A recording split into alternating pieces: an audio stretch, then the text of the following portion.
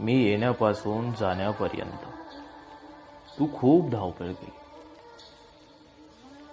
पण मला जाण्याआधी तुला काही महत्त्वाच्या गोष्टी सांगायच्या.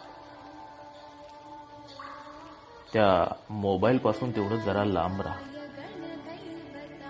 सगळा वेळ तो मोबाईलच खातोय ना रे.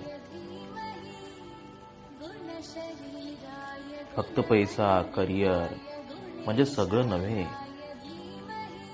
चांगलं आरोग्य महत्वाचं, त्याची काळजी घे. तीच खरी संपत्ती.